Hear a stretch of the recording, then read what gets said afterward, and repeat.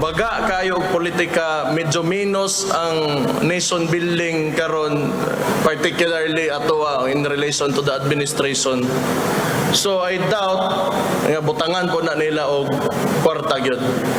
So ayaw na lang gay mo og I do not want to be pessimistic, but I have to be realistic. Kay mao gyud na sitwasyon. Kulang sa suporta dahil sa tensyon sa politika. Ito ang nakikitang dahilan ni Davao City Mayor Baste Duterte kaya na-delay ang pagpapatupad ng malalaking proyekto sa lungsod. Sa kanyang ikatlong State of the City Address noong August 6, inamin ni Mayor Baste na kulang ang tatanggap nilang suporta mula sa national government kaya naiipit ang iba nilang programa. Kabilang dito ang Waste to Energy Facility at Davao Public Transport Modernization Project. Ayon kay Mayor Baste, may nilagdaan ng kontrata at loan agreement para dito kaya nakapagtatakaan niya na hindi pa rin umuusad ang mga proyekto.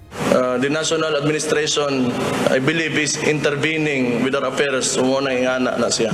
So that's something that we have to deal with.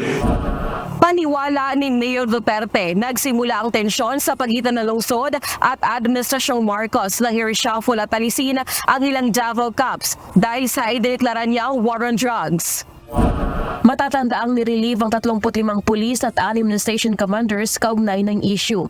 Ilang beses ring pinalitan sa isang araw ang hepe ng Davao City Police hanggang sa mailagay si Police Colonel Hansel Marantad. Ikambyuhan ng ato City Director 3 times without my consultation.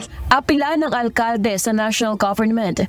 Pondohan ng malalaki nilang proyekto dahil para ito sa kapakanan ng mga Davaoenyo. Sa ngayon, wala pang ibinibigay na reaksyon ng Malacanang hinggil sa aligasyon ng Mayor Baste. Matatanda ang ilang beses nang nagpalitan ng patotsyada ang kampo ng mga Duterte at si Pangulong Ferdinand Marcos Jr. Nariyan ang akusasyon na paggamit umano ng Pangulo ng iligal na droga hanggang sa magiba ang Unity Alliance ni na PBBM at Vice President Sara Duterte nang mag-resign ang huli sa gabinete. Lenny Moreno, UNTV News and Rescue. Diyos ang aming sandigan, serbisyo publiko ang aming pinahahalagahan.